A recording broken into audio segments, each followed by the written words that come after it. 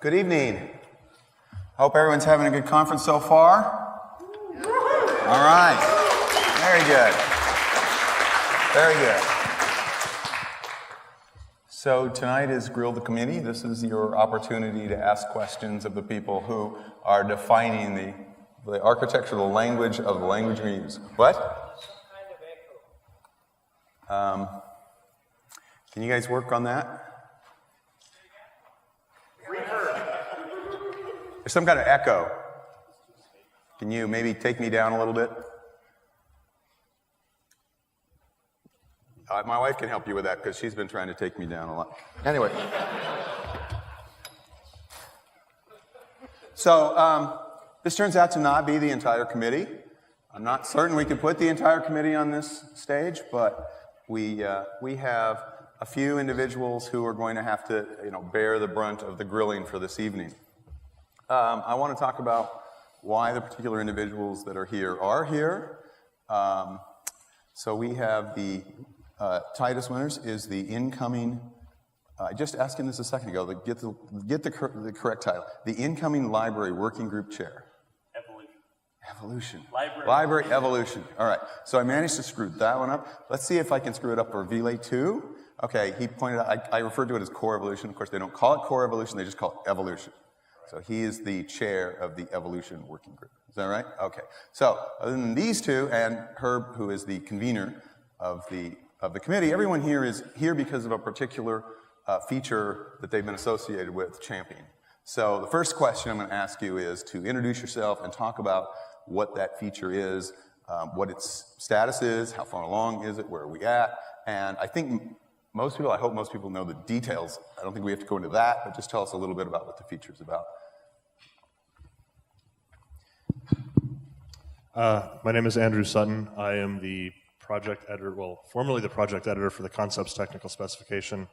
I helped bring concepts into C++20, half of it anyways. An important subset got added to C++. We are still trying to work out the remainder of it, but hopefully that'll happen by C++20 also. So the status is it's voted in the working draft for 20. Yes, the working draft has been voted into C++20. Okay. Although the working draft lost half of its weight in Toronto. Well, trust me, losing weight is not an easy. Okay.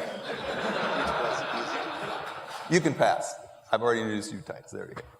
My name is Louis. I represent Amazon on the C++ committee. I'm also a member of the Canadian delegation. And I work mostly on language level support for metaprogramming. So making template metaprogramming nicer.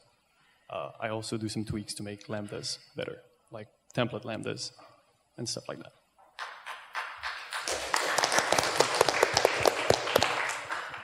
So my name is Eric Niebler.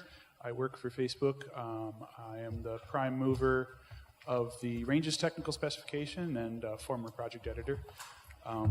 The Ranges technical specification was sent off for publication at the last committee meeting.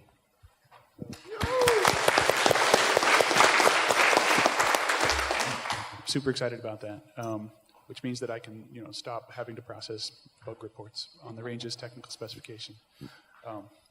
And other than that, the Ranges work is based on my Range v3 library. The Ranges technical specification is only a small subset of it, so I still have plenty of work left to do. Okay, I'm Gabriel Dustres. I work for Microsoft on the C++ team.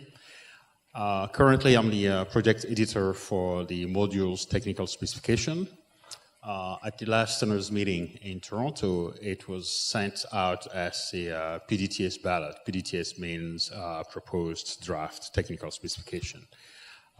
It's still on the ballot, and I hope that by our Bukwaki meeting, which is in November, we'll get all the votes in, and hopefully we'll move on to the next stage, which is we move to a publication, assuming things work out properly. Modules, from my perspective, They allow you to organize code at large scale, not at small scale. Small scale, you have classes and namespaces to organize your code. What we're talking about when you have large organizations, large code base, and you want to put some structure there. The goals are componentization, better software architecture, isolation, to allow better build throughputs, and semantics-aware software development tools. Those, I believe, are very important. We need to think more about the tools that will help us to be more productive, and that requires of us to be more picky about how we practice, how we write programs. Code hygiene is very important.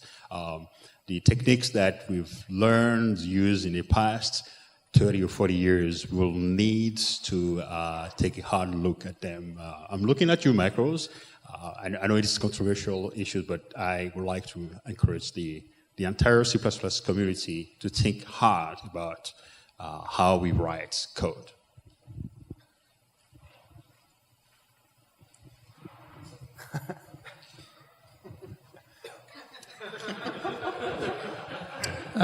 Okay, I'm Bjarne. I try.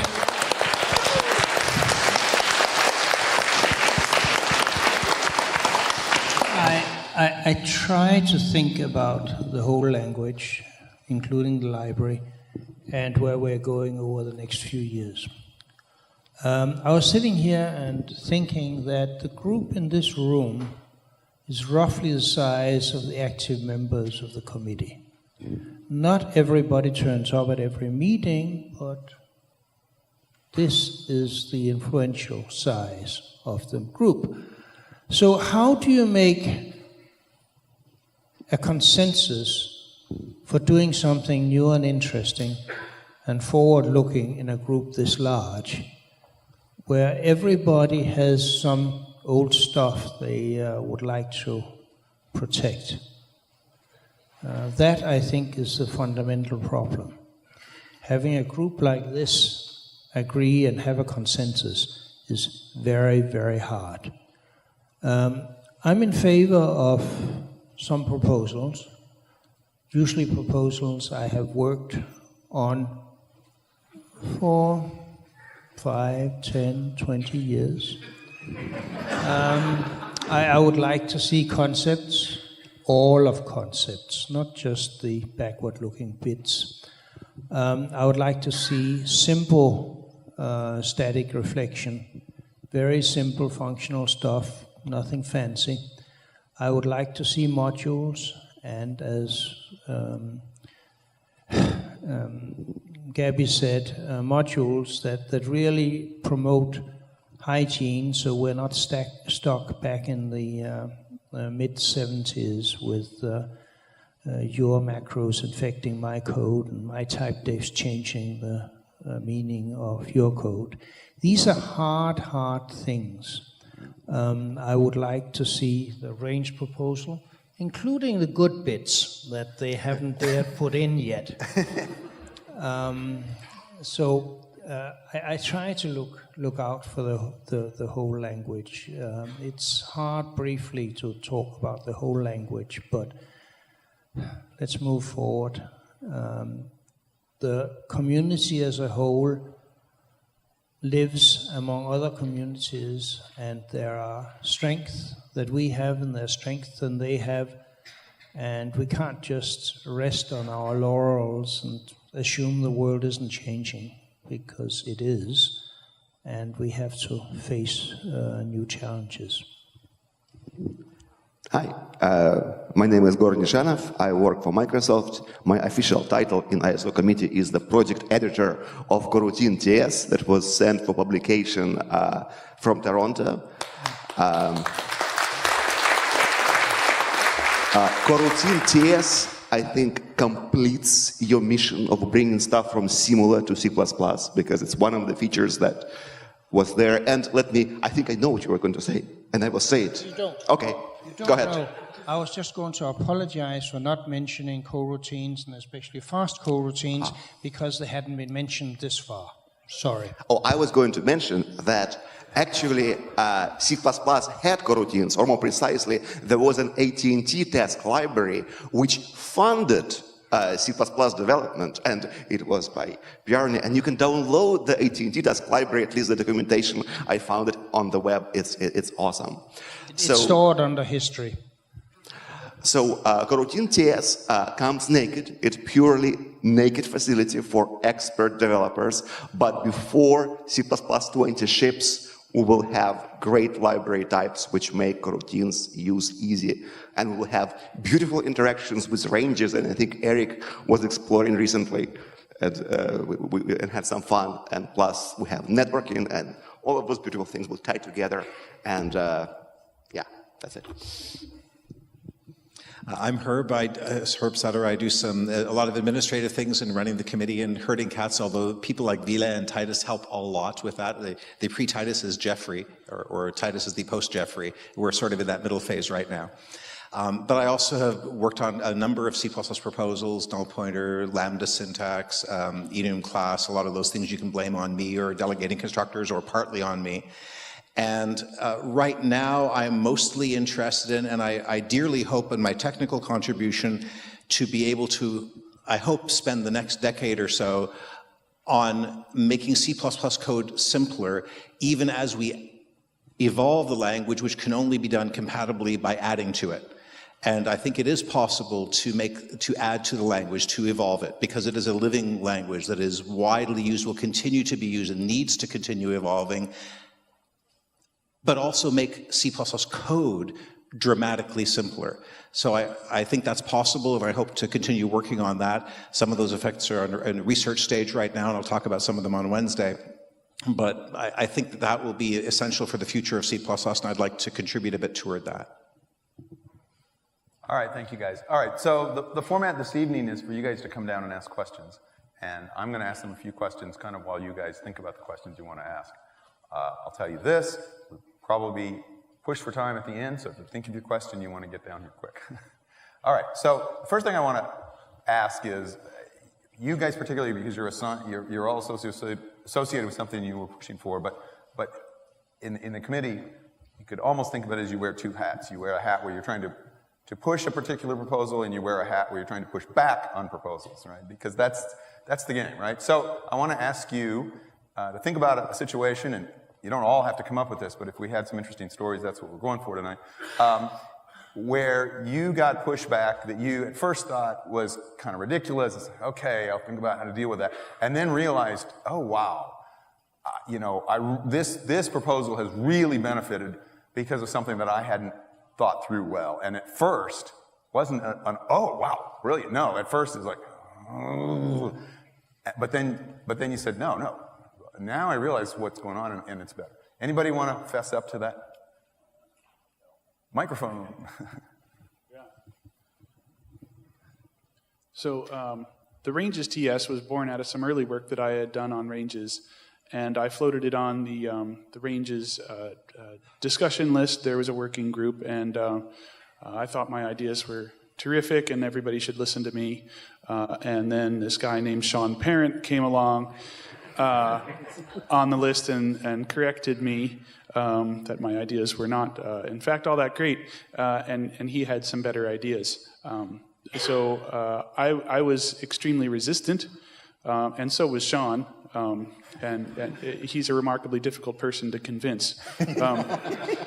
And so in the end, I ended up changing my proposal, and I would be generous to myself and say we met somewhere in the middle, and I think the proposal is infinitely better for Sean's feedback, despite the fact that initially I really didn't think very much of his ideas. Yeah. Thank you. Anyone else want to share? Yeah.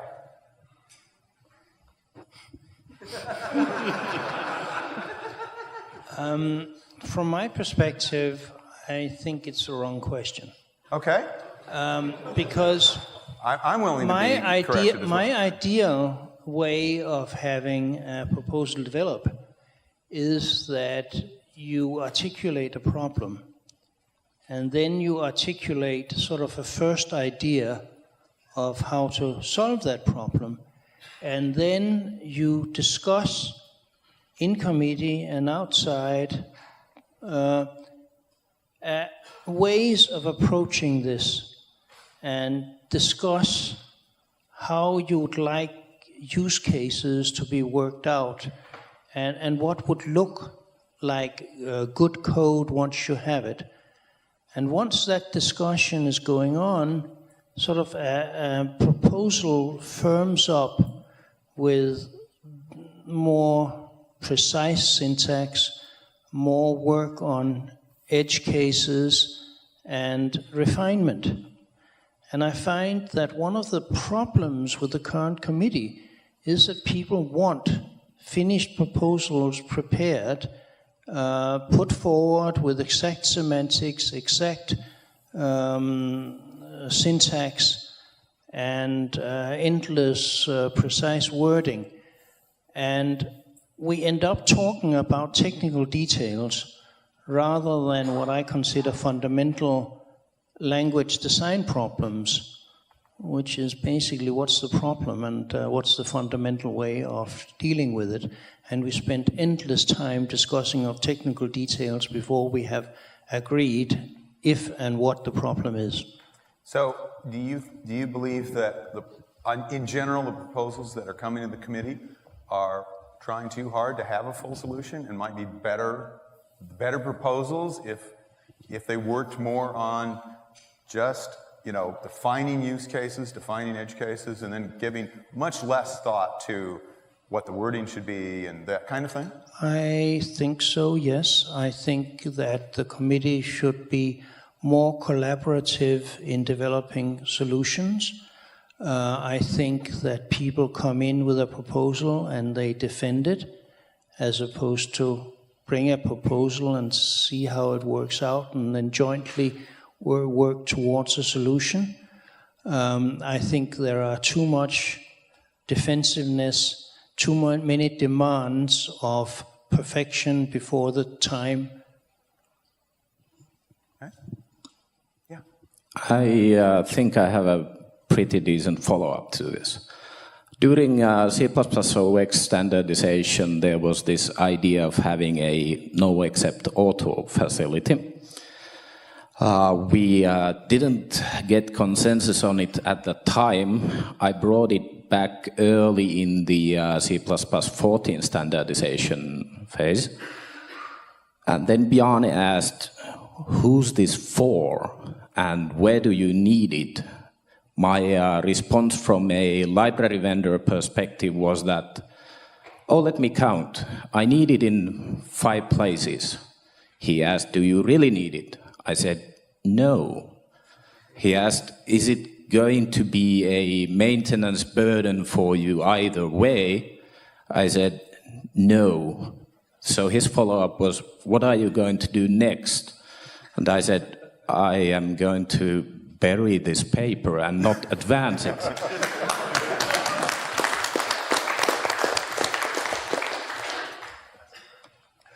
All right, Izzy, you have a question for us? All right, so I've actually got a few, but I'll make them quick. So 2 years ago, I stood on that side of the room and said to the committee, when are we getting the restrict qualifier? And I was told it's coming, and it's been 2 years, and it's still not here. So where is it? And then I think because there's a queue, you should get one question each. So Okay. to answer that one, I talked to your colleague just before we started, and he said he was going to have a proposal for the restrict qualifier. Okay. So I assume it's coming from there. The only advice I gave him was, please,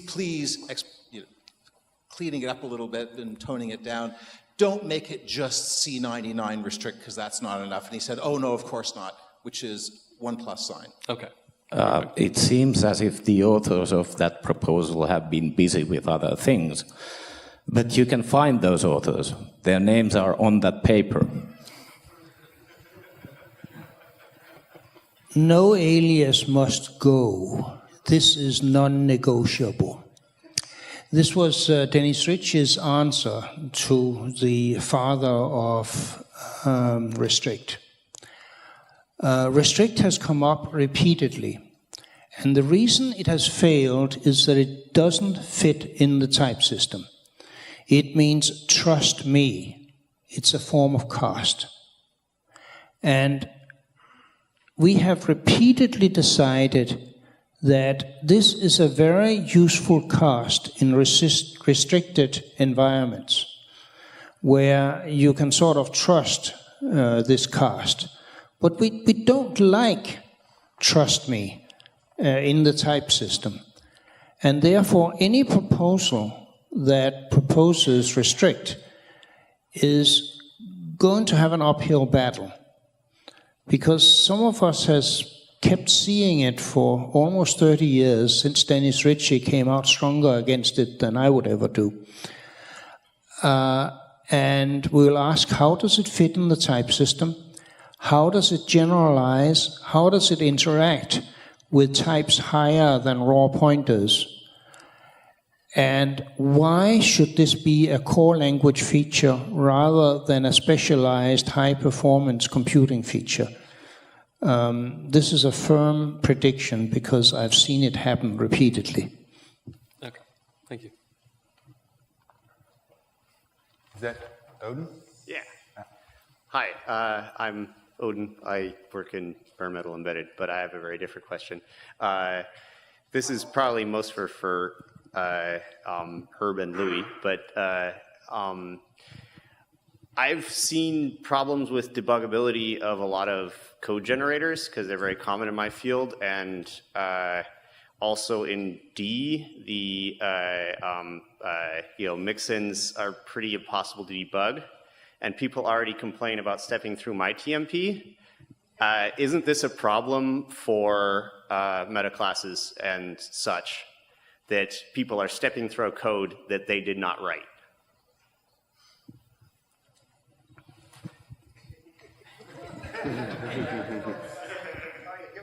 So I think you basically outlined the, you already said that it was a problem right now with TMP, right? Yeah. Is anything worse than TMP?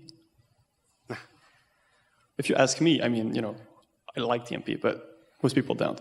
And so what I think is there's an interesting quality of implementation challenge for compilers to give us a way to, debug the metaprograms that we're going to write.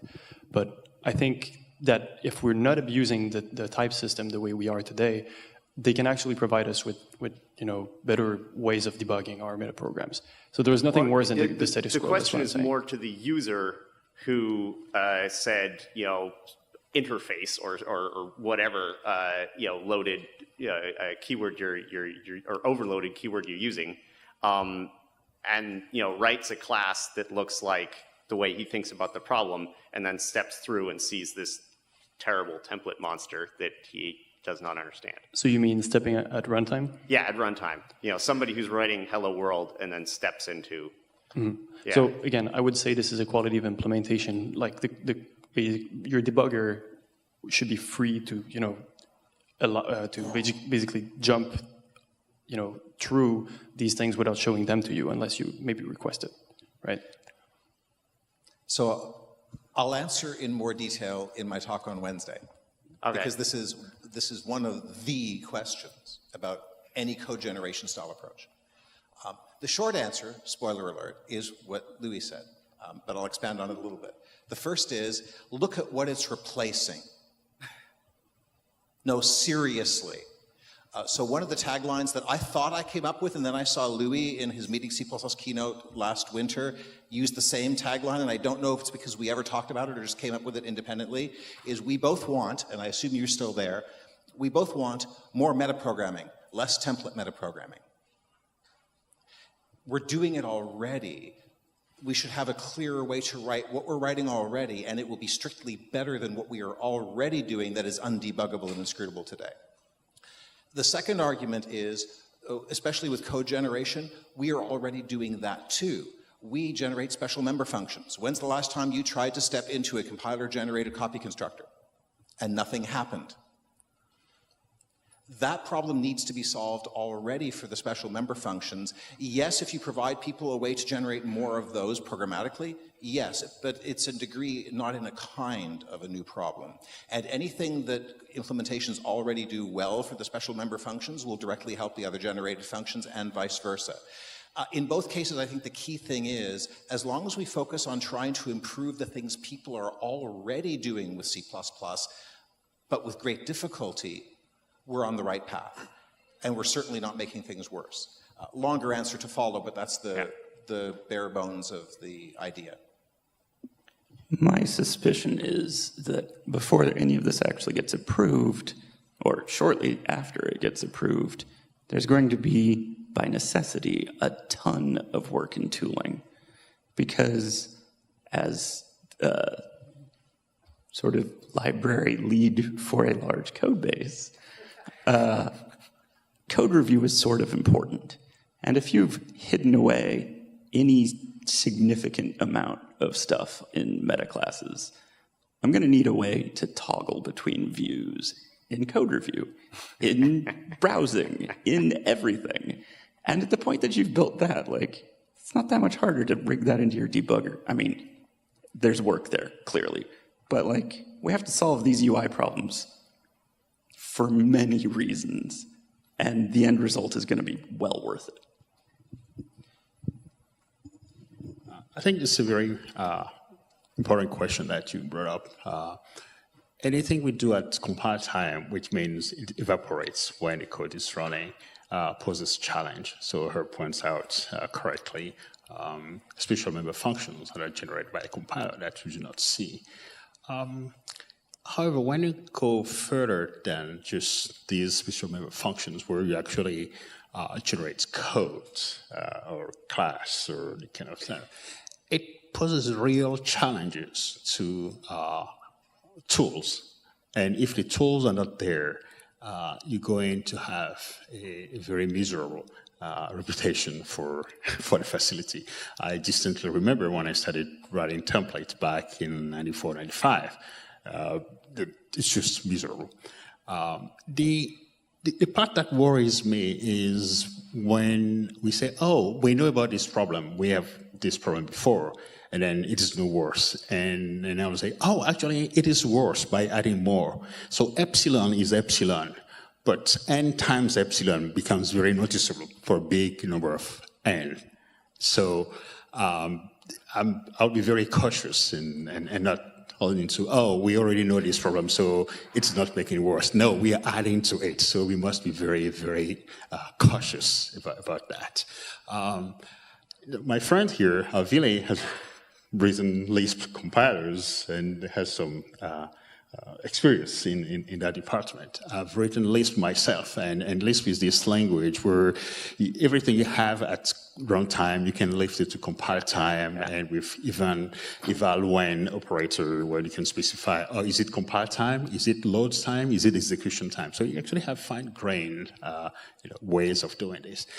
I don't know that the full power of that is actually used in practice. So there we have opportunity to learn as language designers what is actually really important, right? So, we definitely need static reflection. That, I think, has to come, right? When we go further, we have to study how much of that is actually useful, important, that we need to have in the language. And then we need to bring the tool builders, compiler writers, not just compiler writers, source code browsing, things you need to do at review time, at design time, before you even write the code for review.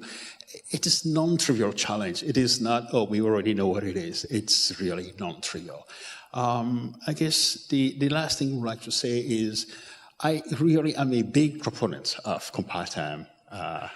Computation. I was fed up with people writing functions with class specializations. Back in '98, how we used to write meta programs, you have to write a class and then specializations, all that. So with Biane, we introduced context-aware functions, which is just go back to what has been very successful, understood by all programmers. It is just simple function. Now, ensure that you have the right condition that the compiler can evaluate those functions at compile time. And it is the same structure that programmers understand very well, right? The runtime functions. And we also made sure that you don't actually have that much distinction between what is being evaluated at compile time, what is being evaluated at runtime, so that if needed, you can actually place sufficiently small conditions to have this function run at runtime so you can put debugger there and see what is going on. It is exactly the same experience that you have with normal function. And that's some form of engineering, right? It's not a perfect, we don't have the full power of compile time computation, but it is the balance between the full abstract power of language design and what is actually practically necessary and useful. C++ has an awful reputation for being write-only, incomprehensible, too complex, expert-only. And there are some major factors for giving this. Template metaprogramming is one of them. The more advanced parts of Boost is another one. I don't know if I have any friends left in the room, but this is a fact.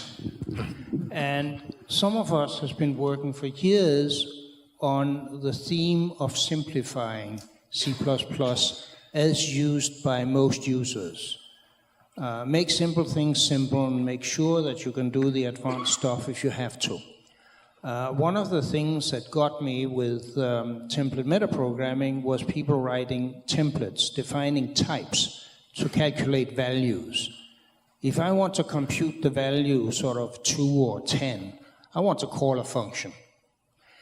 We got const expr functions. It cost a lot of blood and sweat and tears, mostly Gabby's. And the committee was very conservative. It was deemed useless, impossible to implement, and a few other things like that. But I think it takes away half of the complexity of template programming, which was a template mechanism being used for things it wasn't meant to be used for, and it wasn't good for.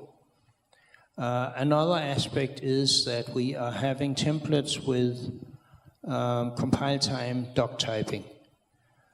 From every other place in the language, we know that precisely specified interfaces is a great savior for specifying things correctly, for catching errors early, from avoiding to write errors in the first place, because we don't have to write against totally arbitrary things. And my guess is that concepts properly done will take away another half of the problem. Now, finally, we come back to the metaprogramming that we were talking about. And I think we need some fairly simple template metaprogramming. We want to be able to walk through a data structure and generate object maps for it, to generate serializers for it, and things like that. And in particular, I want to make sure that if you do the object maps for X, and I do the serializers for X, our programs can compose. And if that's not the case, we have a dialect generator. One of the great advantages of C++ is there aren't too many dialects. Lisp is more beautiful in some sense, and more flexible in some sense, and has an implied plural. You can't collaborate with other people in a language where everybody has their own dialect. And so I think we have to keep improving the language, both in terms of what we can do with it, and especially in how easy we can do writing, using, and debugging the stuff. I have a colleague in Budapest who has written a really nice debugger for template metaprogramming. The complexity is beyond belief. Nobody should have to learn that. And so we need to think about the representation of C++. We need to think about how simply we can do simple things. Really, if I want stream IO of X, I should say stream IO open paren X close paren. That's all I want to say. And you should be able to write the code for it. That's basically a simple for loop over the elements of a structure. We have 3 proposals for how to do that. Last time I counted, probably 5, and if you look at the details. We need to pick one. And the way we do that, if we do it right, in my opinion, is we pick the important use cases. There is about 4 to 6. No more. We do those, we do them well, and then we see what happens. What more do we need? Let's not build or try to build the perfect, fully general metaprogramming system. For starters, that has never worked very well. Getting the simple cases working simply and well and with low compile time overheads, that kind of strategy has worked over the years. And if we don't get it quite right, we have a chance of fixing it. If we instead spend twice as long, we have nothing to gain experience from, and there's so much that we won't be able to fix it once we get it wrong, which we sure will. Simple or complex, but we're getting it more wrong with the complex, more complete version. So my suggestion is work on simplification, which is good concepts, good const expr functions, and then good generator functions, basically based on the idea of iterating over a type and doing appropriate things for it. And let's start small and grow it. So couldn't agree more. And something, just a hopefully quick comment following on something you said. To keep simple things simple. So easy to say. Everybody and their kid, brother, and their dog gives lip service to that. And they don't do it. Why? There's at least 3 major ways to go wrong. First is not to try. Not to be aware of keep simple things simple. Another way to go wrong is to try to make complex things simple. I have seen many proposals in committee for that. We have this nice syntax for this case. Well, is that the majority? Is that the common case? Well, no, but it's the case I like this today. No, we shouldn't waste the good syntax on a complex thing. So there's actually an art to keep making simple things simple. A third way to go wrong is to make them simple to write but not to maintain, which is exactly what we were talking about and what you were talking about with how do I debug the code? How do I know what it does? How do I do my code reviews on it? So the process, like everything I'm going to talk about, except reporting other people's work, which is more advanced on Wednesday, is pure experimentation. We're trying to solve a problem. We're still defining the problem. Things are going to be mutable. But here's a direction worth exploring. Maybe it'll work out, maybe it won't. But to do the things that Bjarne said, aim at keeping simple things simple, make sure you're focusing on the actual simple things and not just to write, but to maintain, and being example-driven. What are the use cases? What are the things we want to say, and how do we want to say them simply? If we keep that mindset in mind, it will help make all our proposals so much better. And I would like it for 20. Wait, like what for 20? The simple version of this, basically my loop over The C++11 const expr version, as in function. a very small feature. Yeah, the reflection thing. I hope to get all of concepts, and const expr is almost there. But basically, I hope all of this will be available soon, like in 20, meaning we have to get things running and tested out over the next 2 years. I don't want to go for the super general perfection in 2030 or some other scary thing like that. Yeah, so I'll try to make this really quick. Sorry for all you people who've been getting tired waiting. about the debuggability of template metaprogramming and metaclasses in particular, I've had the same criticism leveled at my ranges work about range pipelines and the debuggability thereof. And I think it's far more general than ranges or template metaprogramming. It's really about abstraction. And if you are used to operating at a certain level of abstraction and someone comes along with a higher level abstraction, a better abstraction, it's natural to feel resistance because I'm not used to operating at that level of abstraction. That's not how I think about things. I don't know how to debug that. I can't reason about that. Or I'm going to have to compile it in my head down to the lower level code just to understand what's going on. But we do that all the time. We don't think about how virtual functions are implemented, right? Well, some people do. Okay. Right? The important thing to ask about an abstraction is it a good abstraction? Can I write more code more efficiently with fewer bugs with this abstraction? And then can I learn to think in terms of that abstraction instead of the lower level details? And then maybe you find you're actually spending less time debugging because you're writing fewer bugs. I will strongly agree with you, but I think Bjarne's points are also good. Everything you said, but the abstractions have to be usable, not just write-only, so we have to make sure of that. And for them to make sense in this language, they had better hew to C++'s pillar of zero overhead abstraction. Zero overhead principle, machine near, I can always open the hood and take control. As long as you do those things, then it's C++. Otherwise, we're just proposing a feature that belongs in some other language. All right, thank you. Nicole. Sat down. Yeah. It was a long discussion. He was there. He was the line before me. Okay. So first of all, I'd like to talk a little bit about restrict, and then I'll get to my actual question, which is like the whole no alias thing. That feels like that thing where you're making the complex case simple at the expense of the simple case, which is, I just have 2 pointers that I don't want to alias, and their parameters, and I don't care about all this stuff. I just want them to not alias, which is why I like restrict, and why C restrict is terrible. Yeah, and so the question that I actually had was about non-type template parameters. First of all, that's the worst name ever. It should just be called value parameters.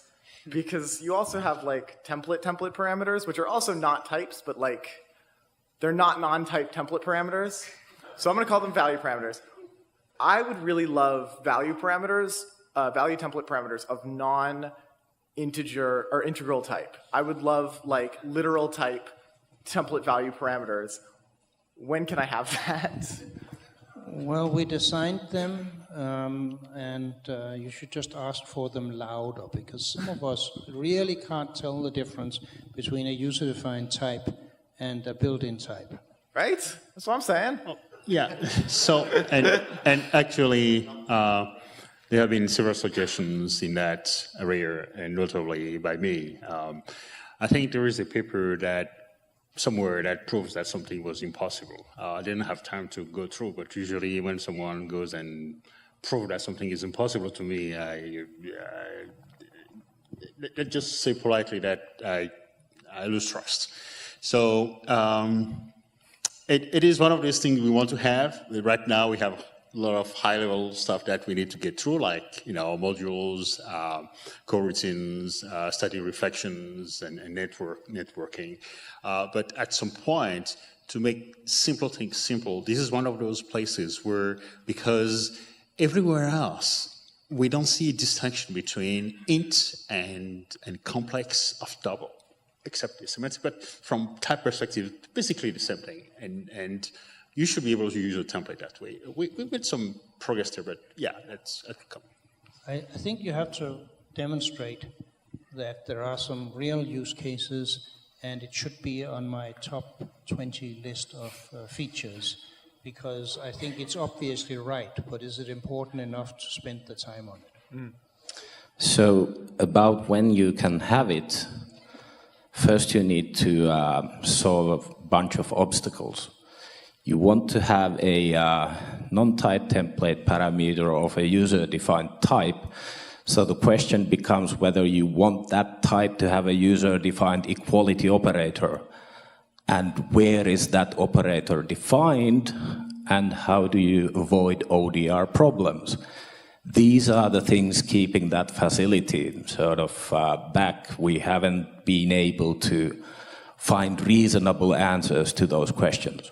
Well, I think Louis has Can I add something? It is not that we haven't found reasonable answers to those. It is that we as a committee have not been able to agree on a solution, which is very different.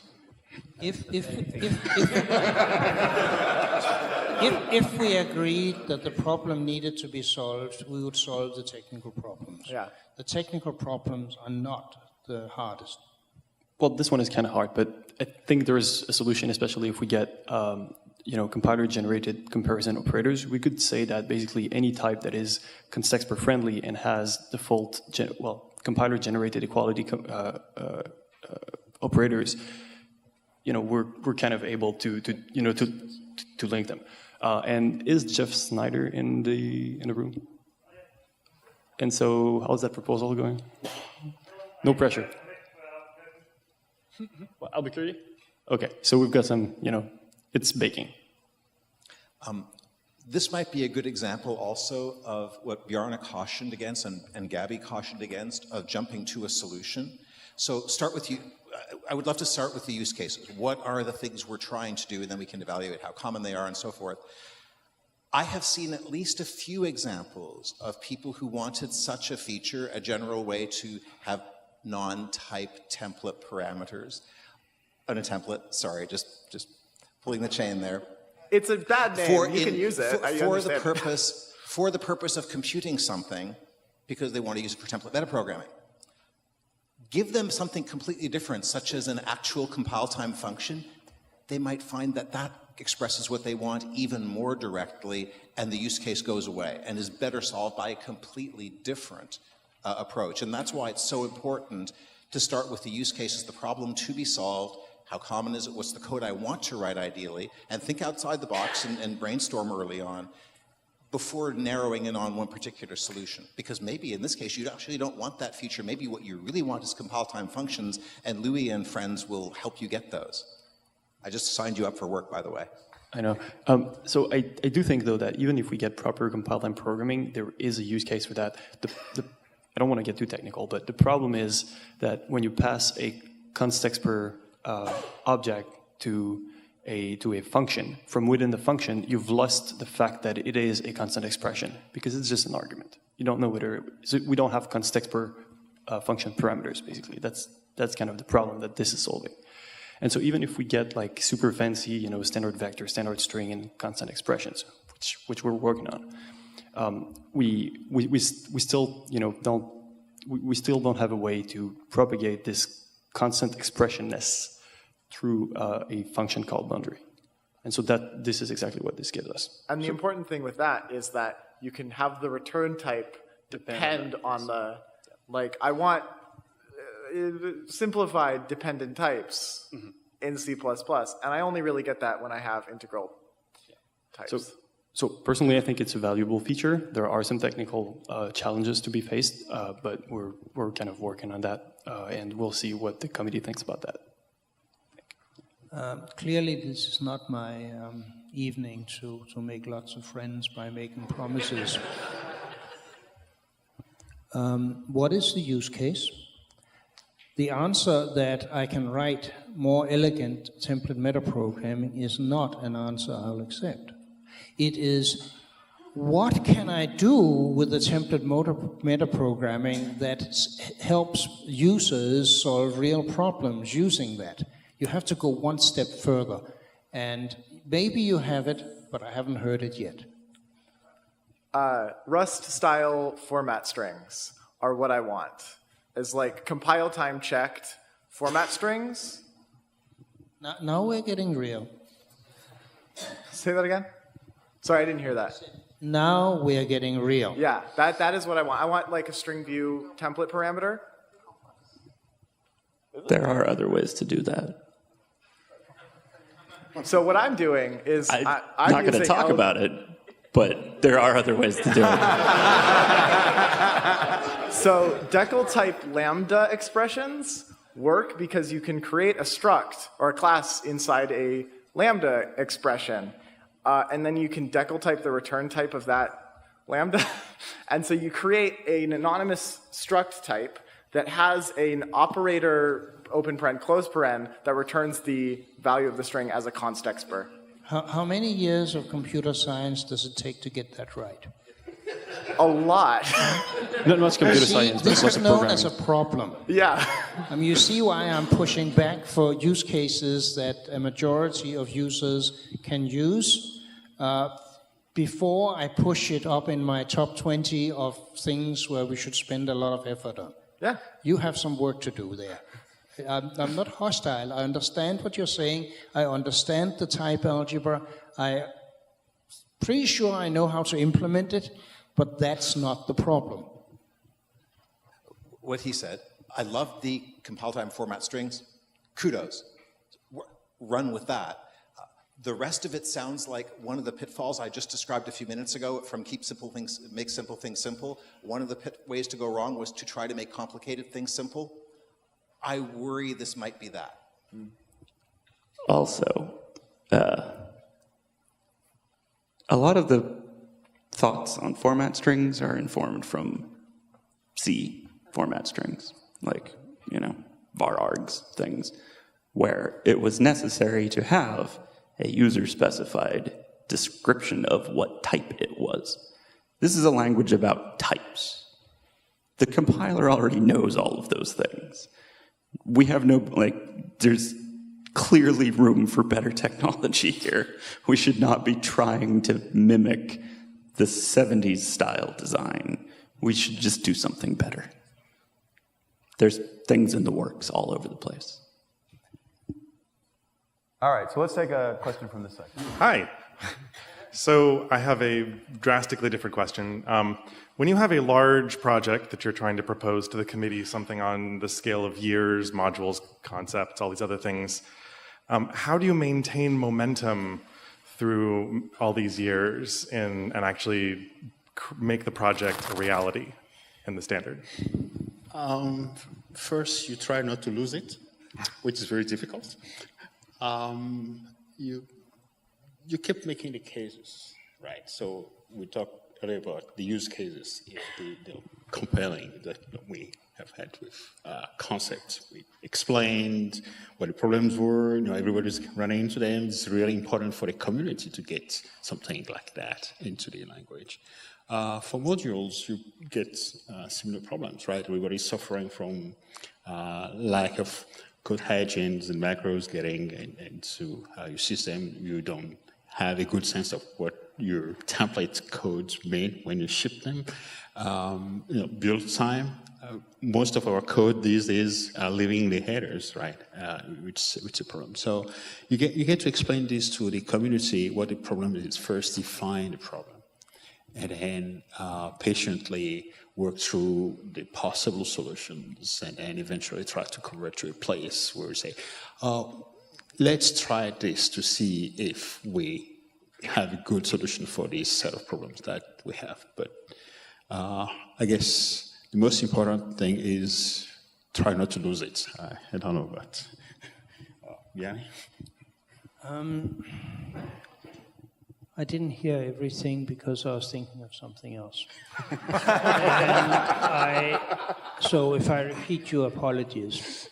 What I was thinking about was sort of practically what can keep me working on a problem for 20 years, which is definitely related.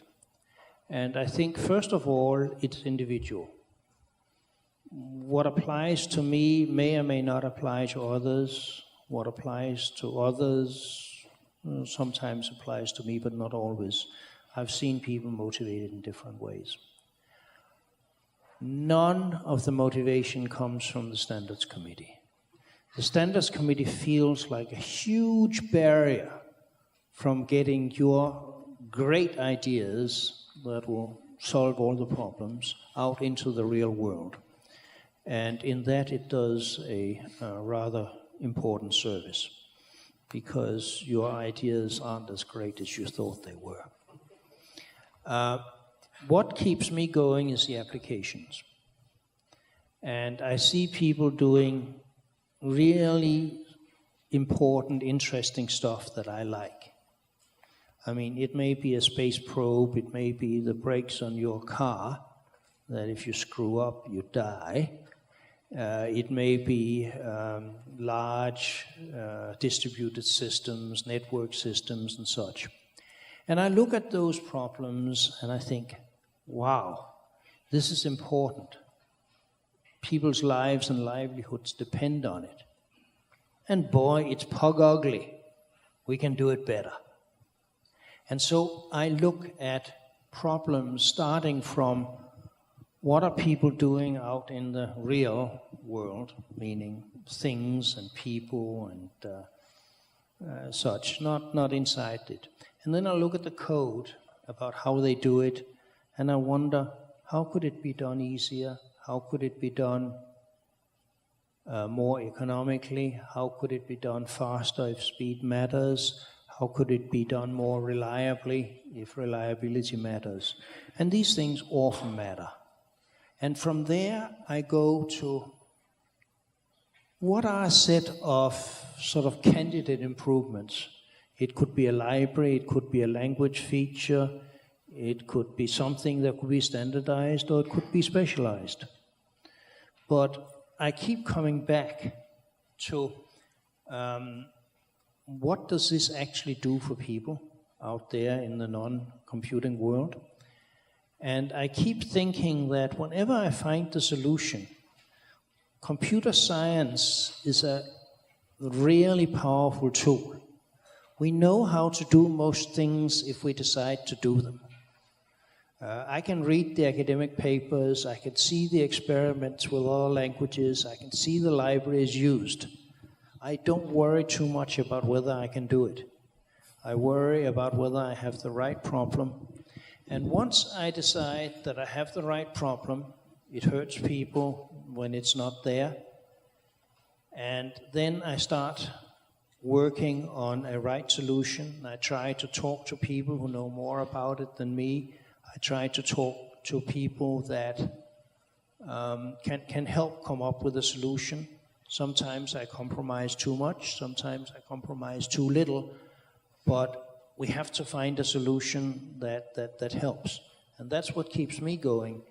Arguing about a particular where to stick a comma can keep me excited for at least a week. Because, well, that's the inner geek, right? We can argue about those things for at least a week. But it doesn't keep me going for years. For that, you need some really fundamental problem that can make a fundamental difference. Currently, the ones we're looking at are concepts, some concurrency parallel things, some composition of library things, the modularity to clean up your code, and the static reflection things that allows us to compensate from the problems of not having other forms of reflection. And these things have been keeping me going for a longish time.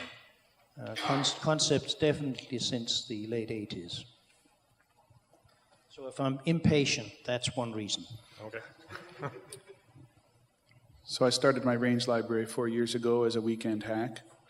And what's kept me going is that, well, two things really, one external and one internal. The external thing is the feedback that I've gotten from its users. And it's been overwhelmingly positive. What keeps me going is that every once in a while I actually get a piece of fan mail. Someone says, like, dude, your range library helped me do X, Y, or Z, and it's really terrific. You know, coming to conferences like this and meeting people who know my stuff and use my stuff and have encouraged me over the past 4 years to continue with the standardization of the library. And then the other thing that keeps me going is more internal. It's, you know, I might, you know, surf around Facebook's code base and think to myself, oh my God.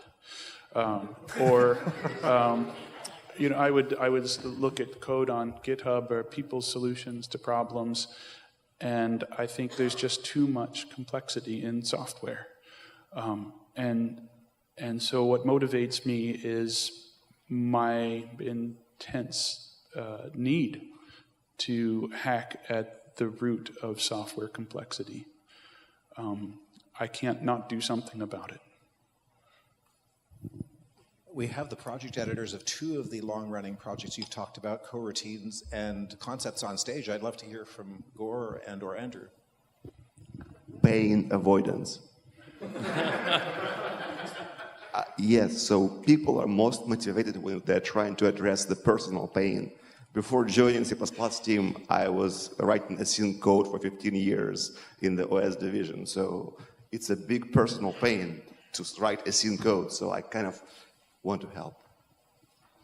So you consider the process of standardizing coroutines a lesser pain than not having them?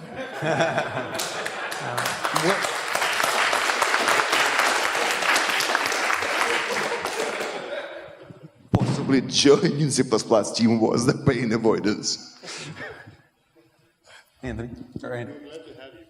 Thank you. So having worked on concepts for 6 years, 7 years,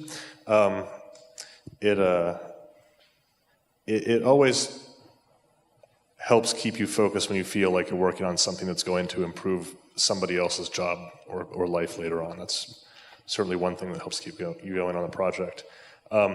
Positive feedback from users is great. Bug reports, maybe less so, although they are a good measure of users. So if you actually get bug reports, that means you have users and therefore your work is at some level visible. These things also kind of help you keep going. But Gabby's actually pretty right on this. Try not to go insane. Was that what you said? Yeah, especially through committee. It can be a soul-grinding task to push a large language feature through the standards committee. And you will lose sleep over it. Okay, bye. Thank you. All right, so I want to thank you very much, guys. I want to take a question from Izzy, but we are now going to introduce the new 2+2 rule. We're going to have 2 people respond with no more than 2 sentences. So think about your responses very carefully. Izzy, what's your question? Okay, well that sucks because I was going to ask Gabby about modules. So, so I've been looking at them extensively, and one of the things I've noticed is that with the current way that both Clang and Visual Studio handle them is that if I have a module B and module A, and A imports B, and I try to compile module A first and B hasn't been built, the compiler errors out because the module interface isn't there. How is this solved without turning the compiler into a build system?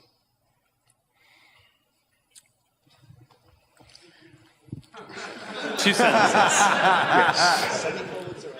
2 sentences is ridiculous. A lot of commas in this sentence. Make it a run-on sentence. Yeah. Deep breath. Yes. So this is a problem for tool vendors. It is not a problem in the language specification.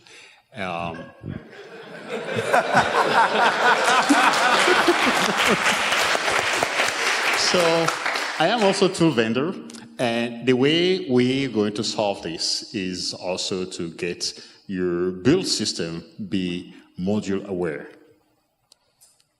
Okay. So that you actually have a complement, not you don't bring the builds into the compiler. Okay, thank you. And it's such a friendly operation. Sorry? Jorg. Yeah, so my real question is what exactly determines what can be added to the language and not? And I'll cite what I see as 2 conflicting examples. So back in the 90s, there was a proposal to add the keyword inherited to the language. So you could call your superclass's implementation of a function from a subclass's implementation. And the answer was, this doesn't provide something new. You can just simply type def your superclass to be inherited all the way down, and you've already got the feature, so why do we need the compiler to do it? More recently, I would say the counterexample is we introduced the keywords and, or, not. And those seem definitely something that the language could already do. If nothing else, you can just use #define to do it.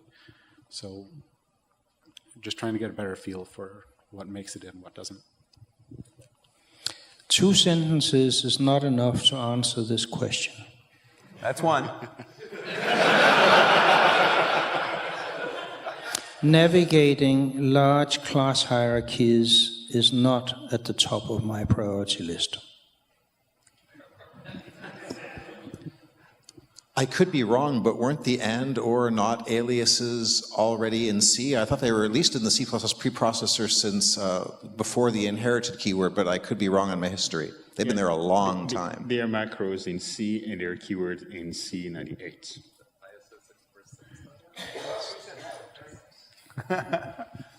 All right, I think we want to come back over here. I'll try to format this for brevity. Should C++ have an explicit way of declaring an uninitialized variable so that we can get rid of doing it any other way?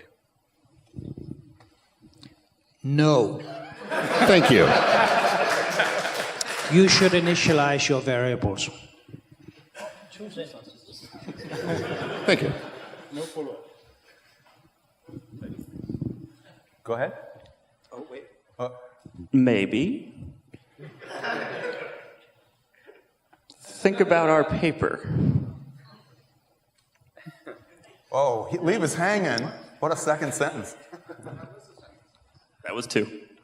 You can talk about it later. Okay. All right. Speaking about real-world use cases, there is one use case which everybody in this room uses regularly, and the way it's currently implemented in C++, at least 80% hate. I'm speaking about formatting in IOStream using overloaded chevrons, overloaded shift operator. The question is how sacred this concept is for the committee, and do we have a chance to have something more usable and more readable than overloaded shift operators for formatting? In other words, after those 30 years when each and every book on C++ uses cout shift operator something, can we finally have something more usable and readable for real world? My compiler people and my optimizer people and everybody else wants to get off of those. However, I can't speak for the committee. Everything is possible if you have a well-written proposal with good rationale.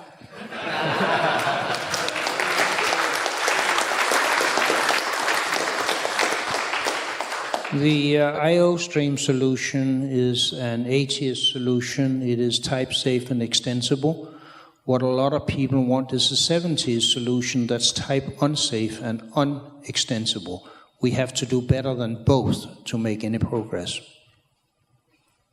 I believe there is an active proposal, or soon will be, for FMT. I don't know its status, but I consider it better. That wasn't my question, though. My question is, what's so hard about standardizing atomic shared putter?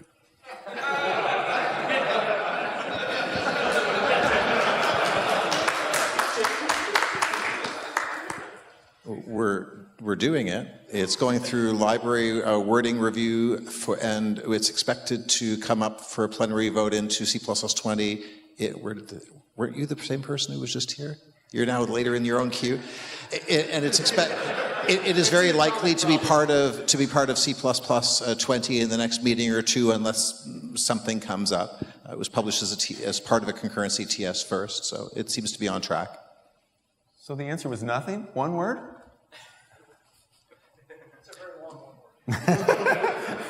for a very large value of 1. But also it comes back to motivating use cases. It required convincing for people who were skeptical about the use cases.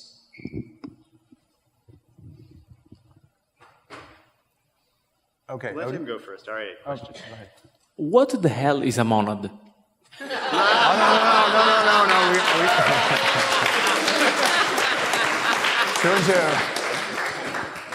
What is a monad was the question. And this is the wrong committee. It's We a do warm, have fuzzy donation. thing. A warm, fuzzy thing. One fuzzy thing, yeah. It's a monoid in the category of endofunctors.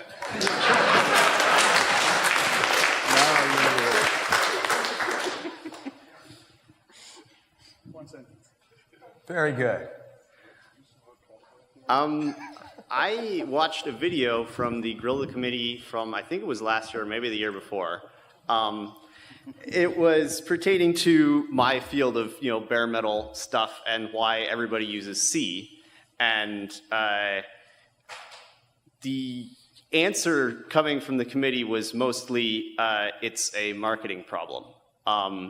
And I agree with you on core language, like, in our build system, there are maybe 20 compiler flags turning off absolutely everything we can turn off. And then at that point, we are more efficient than C. So there's no problem there in my mind. But when it comes to libraries, do you still see it as only a marketing problem? Or have you used like interrupt service routines that interrupt a thread and use its stack and the implications of locks in that context and stuff? Well, in C++, in Windows NT kernel, people use C++, but not the library part. Yes. So but there is SG14 group, which right now is looking into those things and trying to address those bare metal people. It's a marketing problem because C doesn't have anything better either. I agree. Yeah, and if you look at the standard library, the STL part, for example, most of the algorithms are just fine with, bare metal. They don't require any extra runtime or any of those. So I've seen them used in practice. So I agree, it's a marketing and education problem.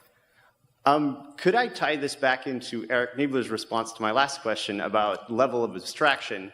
Because there is a certain level of trust that the person that wrote that level of abstraction in code and language that I cannot review because it's in a language, part of the language that I don't speak, that he was thinking about my problem and that the guarantees he's making for, desktop development will also hold in another context. Yeah, I can speak to that. I've seen people very fearful of using stud sorts because they say, oh, it is the STL stuff. And they were using bubble sorts. And I had to sit down with them and go through the code and convince them that if you just type stud sorts, you give the first argument, the second argument, it actually go much faster than the bubble sorts you just wrote yourself because you couldn't trust the standard library because it has higher abstraction level. This is from real world. I think Titus wanted to be the next responder. You have to know how much to trust your librarians. They have to be clear about what they're actually providing and what they aren't. See my talk tomorrow. Okay. There's plenty of room for improvement in order to make the library more useful for the use cases you care about. But luckily, there are people working on that problem. Okay, so we're now at 15 minutes, so we're going to stop the rule of 2 and 2, and we're going to draw the rule of 5. You have 5 words. Oh, boy. All right, well, mine was going to be difficult to answer in 2 sentences, and also kind of a repeat of Odin's, because I know we've talked about this before. I didn't know he was going to ask that one, but it's kind of shaded into this one, which is, in C++, we have a very well sort of core languagey way of expressing certain properties about behaviors, certain things like this function doesn't throw, and therefore things that call it don't throw, and that no except goes all the way up. Const expertness can kind of be propagated now. Triviality can be propagated, but certain other things, pureness, non-memory allocation, non-touching globals, touching only thread local storage, not taking mutex locks, not doing disk I/O, many, many different things, which is kind of what Odin was saying, right? The high-level code has certain things it wants to know about the low-level code in the way that's going to use it. You said some people are working on this. Who is working on this, or what progress is being made in not necessarily taxonomizing and categorizing the different kinds of behaviors because they're infinite, but allowing the high-level code to ask these questions and the low-level code to make these guarantees? 5 words or less. 5 words. Try solving it with contracts. Can you say that? And I simply don't accept the 5-word things because you can't give it a really decent, thoughtful answer to that, and it deserves an answer.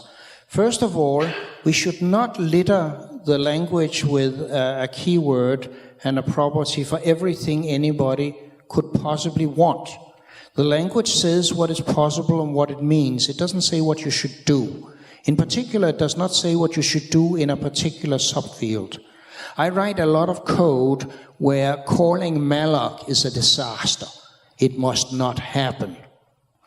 That should not be a language feature. This should be a guidelines feature.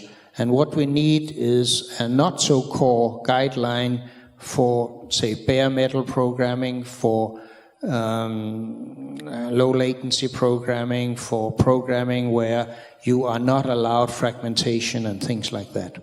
Well, I think my problem with that is that in library code such as the STL, where, for example, you have to know that std sort is perfectly safe to use and std in place merge is not safe to use in exactly your use case, but they don't expose that in any way in the type system. Is it possible to do that? Contracts, concepts, guidelines.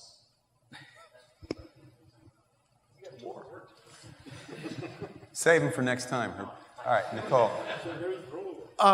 So first of all, the keyword, like the and or not keywords, I looked it up. It came from C95, which was kind of the internationalization of the C89 standard for international keyboards that may not have those specific characters on them. It's not true. I did it before that. That was the reasoning that the STI standard gave, anyways. So, what was my question? Was something... I've completely forgotten. The system didn't always credit you. No, it doesn't. C never credits us. You can hear that comment. When C takes something, they never credit us, and they always adopt it in an incompatible fashion. Yeah. Okay. / maybe if anybody can understand that section of the standards. Sorry. This is a little bit later, and it may be more interesting to do in 5 words, except for Herb, who gets 7 because he saved 2 the other time. All of you guys we were all introduced to all of you as being up here for being associated with a specific thing you do or a specific thing you're working on. So it'd be really great if in 5 words or less, people could talk about describe how that idea came around, like a eureka moment, or how you got associated with the things that you're not working on. Except for Herbie gets 7. This may be a CppCast thing rather There's than a... little more important now than simplicity.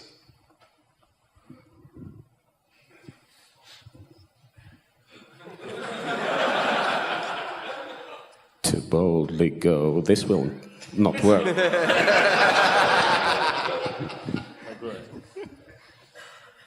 Boost range plus boost iterator equals adapters.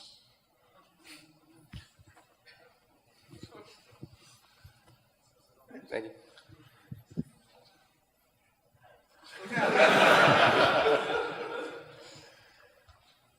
Herb wouldn't let me decline.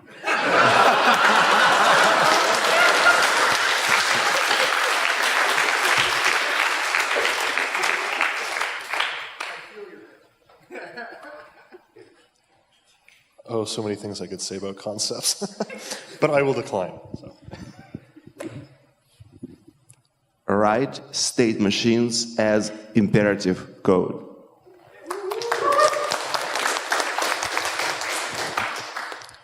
Five words is also about fun.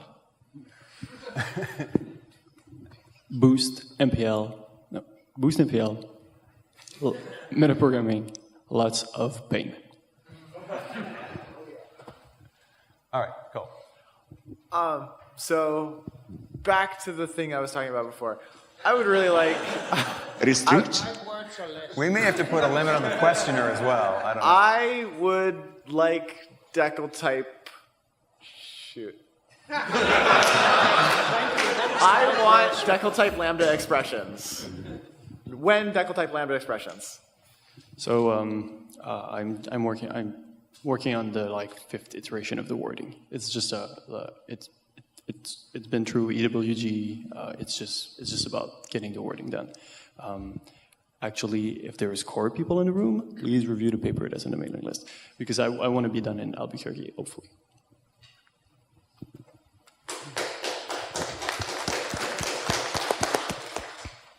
So what happened to unified call syntax and how to resurrect it?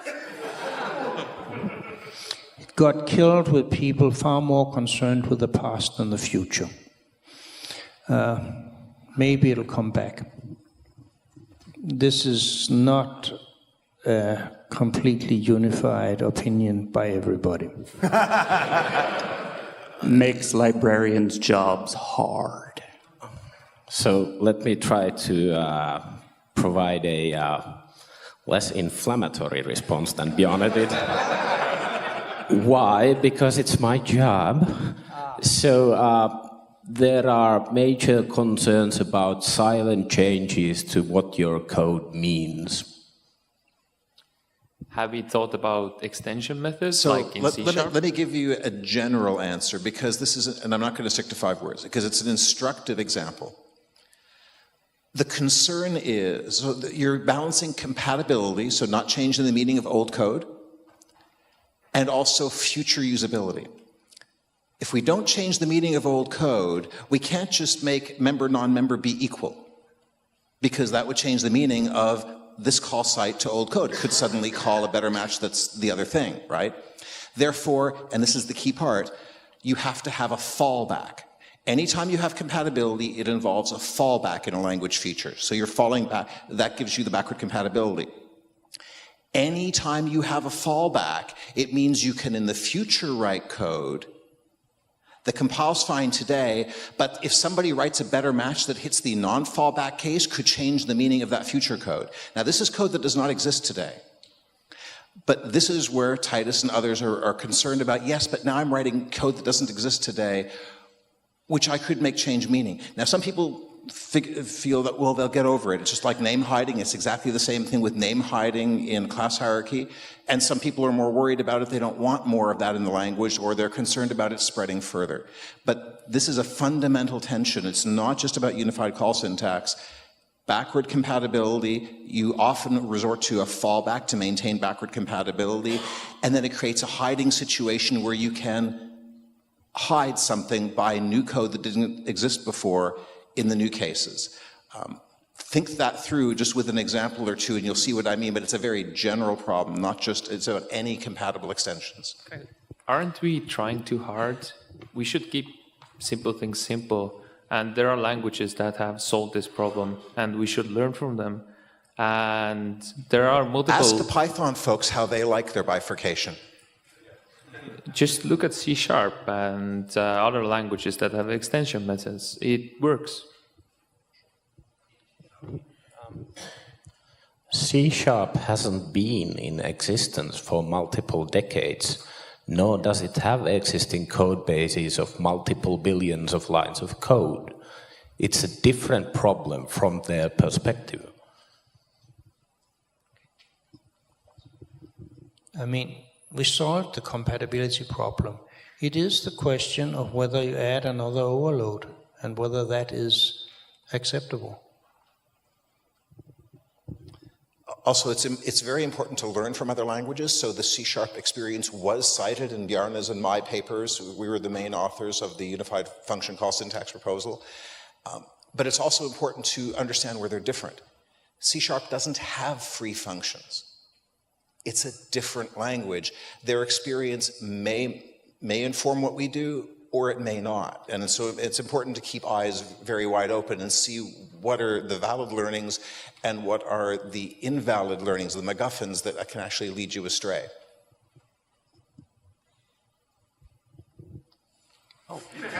Thank you.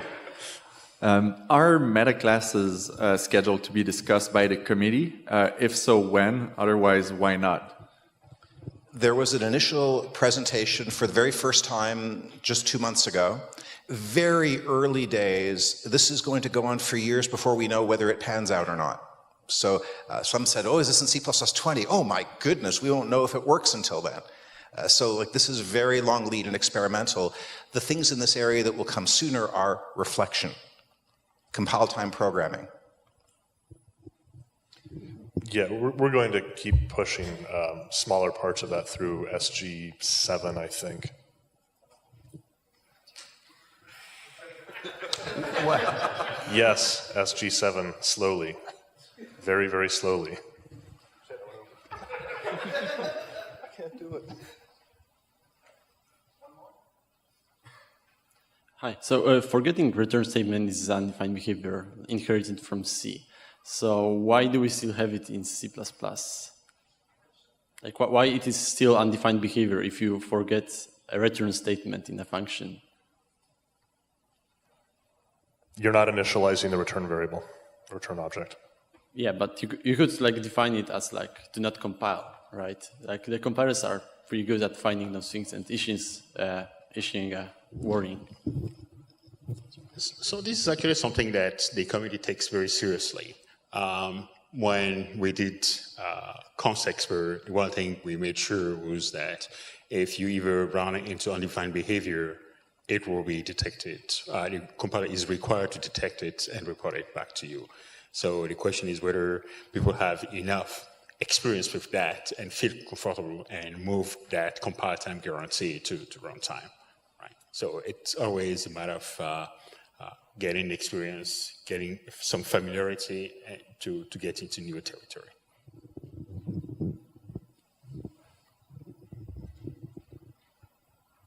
What are your thoughts on a safe chain dereference operator?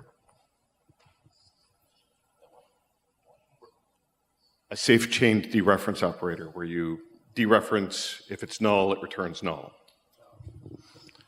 That's an interesting idea, but I think Bjarne is going to call that Swift envy. I think it's potentially so useful an idea that it would be worth proposing it and discussing it. Whether that discussion will lead to actual language extensions is a very different matter.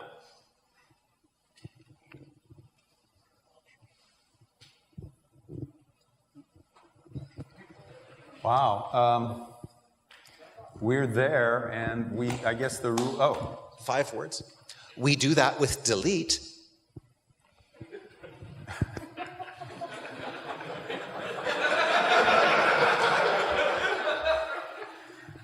All right. I think it's been very educational. One of the things that we found is that some of the members on the committee can count to 2 or to 5. I want to thank the committee, the representative of the committee.